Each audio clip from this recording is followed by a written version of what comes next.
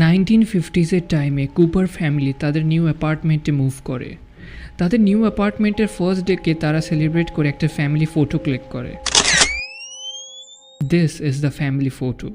As you can see clearly পিকচারে একটা hanging বডিকে দেখা যাচ্ছে, অ্যান্ড লিটারালি ওই হ্যাঙ্গিং বডি ফ্যামিলি মেম্বার্সদের থেকে একটু দূরে রুফ থেকে ঝুলে আছে। আর ফটোতে ক্লিয়ারলি ফ্যামিলি মেম্বার্সরা না ভয় পাচ্ছে বা সারপ্রাইজ আছে একটু এই ছবিতে।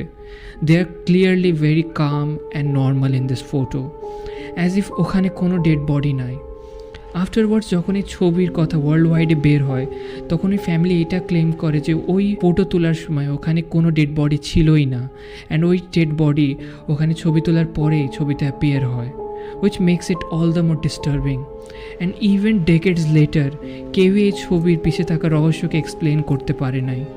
স্কেপটিক্সরা তো এটাও বিলিভ করে যে ওই ফটোতে একটা রিয়েল ডেড বডি ছিল আর ওই ফ্যামিলি মিথ্যা কথা বলছে। অন্যদিকে বিলিভার্সরা এটা নিয়ে অনেক শিওর যে এটা একটা প্যারানর্মাল অ্যাক্টিভিটি। বাট ইদার ওয়েতে তুমি ভেবে দেখো না কেন, এই ছবি তোমাকে ডিস্টার্বিং আর ক্রিপি তো লাগবেই। একটা ফ্যামিলি ফটো যেখানে দুটো ছোট বাচ্চাও আছে, সেখানে একটা ডেড বডি হওয়া বা ইভেন কোনো ঘোস্টের হওয়া is just damn scary. And that's why আমি এই স্টোরিকে এখানে লিস্টে ইনক্লুড করেছি।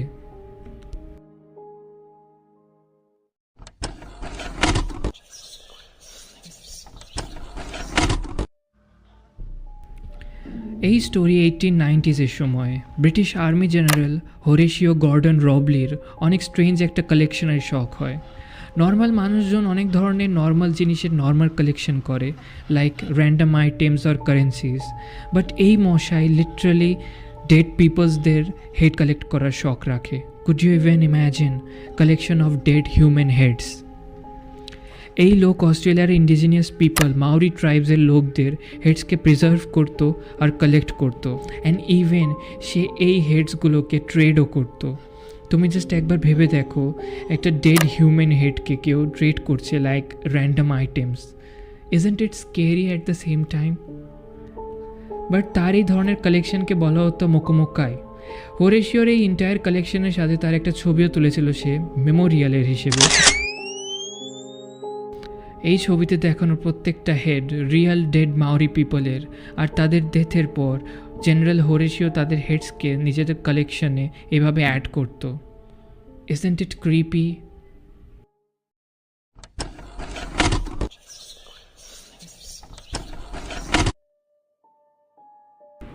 এই পার্টিকুলার ছবিকে দেখো and tell me what is wrong with this image.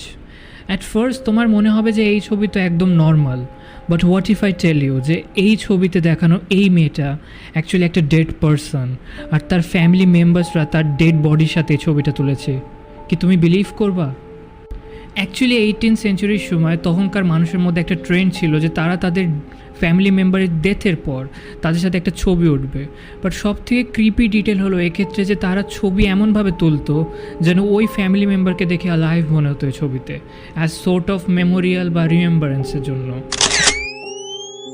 Like এই গ্রুপ ফটো, এই ছবিতে তুমি যদি ক্লোজলি দেখো তাহলে নোটিস করবে যে এই ছবিতে কেউই অতটা খুশি না বা কেউ এত স্মাইল করছে না। দ্যাট ইজ বিকজ এই গ্রুপের মধ্যে এই মেয়েটা অ্যাকচুয়ালি একটা ডেড বডি, একটা dead person. Would you even imagine it? Like imagine করো তোমার স্কুলের একটা গ্রুপ ফটোতে তোমরা সবাই পোজ দিচ্ছ আর পাশে তোমার ক্লাসমেটের ডেড বডিকে রাখা আছে ছবির জন্য। আই মিন তোমার কথা তো জানি না, বাট আমার কাছে এটা ভেবেই অনেক ক্রিপি লাগছে। অ্যান্ড আগেকার সময় এই প্র্যাকটিস অনেক নর্মাল থাকলেও এখনকার সময় তুমি যদি এটা নিয়ে খুব একটা ভাবো তাহলে ধীরে ধীরে এটা তোমার কাছে অনেক মেসড আপ আর ডিস্টার্বিং লাগবে। Isn't it right?